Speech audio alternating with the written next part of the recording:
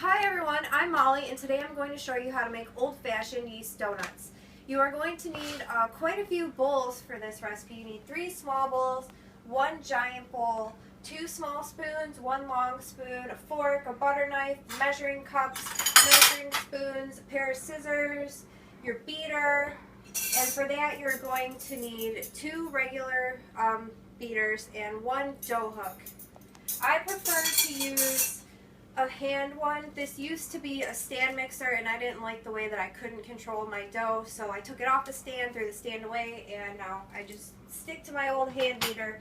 You're also going to need a saucepan, something to lay your donuts on after they're done, plastic wrap, towels to cover the dough with, and now to the ingredients. You are going to need 1.5 cups of milk that I already have in this saucepan right here. You're also going to need a small saucepan, 1/3 cup of butter, 1/3 cup of warm water, which I'm going to turn my tea kettle on right now to get the water going, 2 eggs.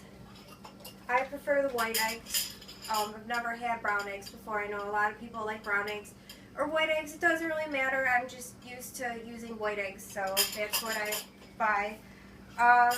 1/3 cup of sugar plus another cup for coating your donuts after, and I'll show you how to mix that with some cinnamon to make a cinnamon and sugar donut. Also some confectioner's sugar. I'm going to make some plain, some powdered, and some cinnamon and sugar. 1.5 teaspoons of salt, just regular table salt is fine. You don't have to get fancy salt. I like to use pink Himalayan salt sometimes, but don't need that for this specific recipe. 1 teaspoon of finely ground nutmeg, 6 cups of all-purpose flour. You don't have to go all out and get specialty flour, just regular bleached flour will do. And plus a little extra for dusting, and then whatever kind of oil you prefer to fry in. I use canola oil, you can use vegetable. If you went to a carnival, it would probably be fried in peanut oil, but my daughter has soy-sensitive allergy, so I use canola oil for everything. You can use sunflower oil. I wouldn't recommend using olive oil because it has a low smoke point. So let's get started. The first thing that you're going to want to do is warm up your milk and cut your butter. So we need 1/3 cup of butter, which would be 5 1/3 tablespoons, and most sticks of butter have a handy measuring guide.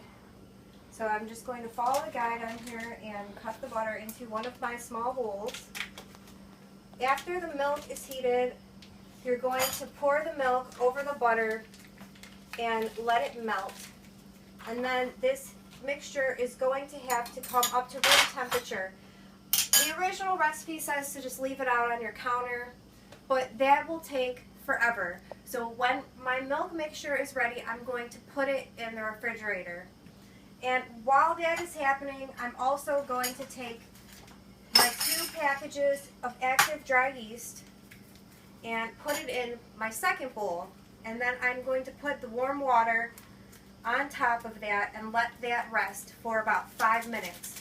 Which, while this is cooling in the fridge, that should be enough time for your yeast to activate in your bowl with your water.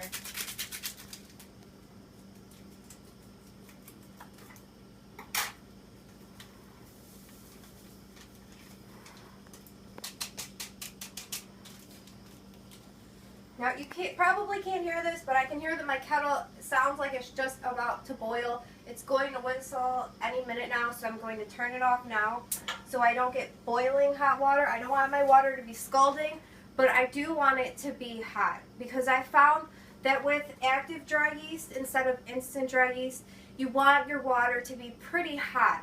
Not scalding, but if it's just temperate warm water, it's not going to work. You can substitute any type of yeast that you would like. If you prefer using instant yeast, that should work just as well, but I found that active dry works the best. So I'm going to add 1/3 cup of water.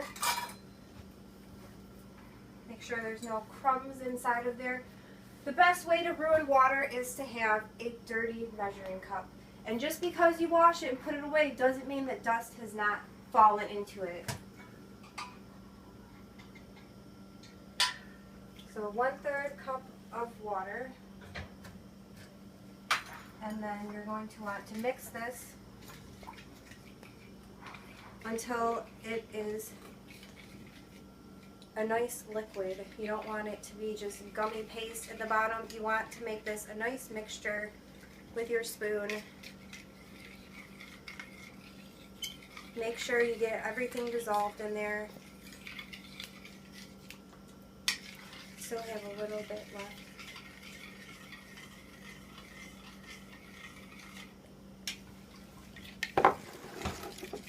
This is taking a lot longer than I thought. I have a little bit of gum left on there. I'm going to try and just get it in there.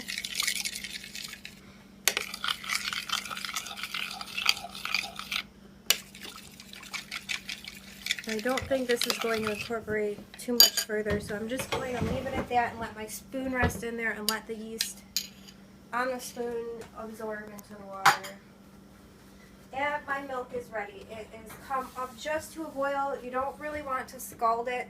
That's a little bit hotter than I would like, but my yeast took longer than I expected to melt. So I'm going to pour this on top of my butter to melt it.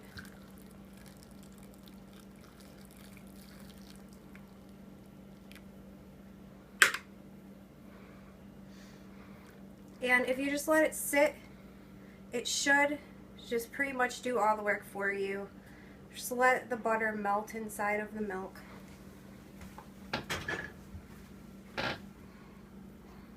For this, I'm using just regular salted butter. If you want to cut back on your salt, you could use unsalted butter, but I like salt and sugar, so I tend to not skimp on them when I can. But don't go overboard with your salt.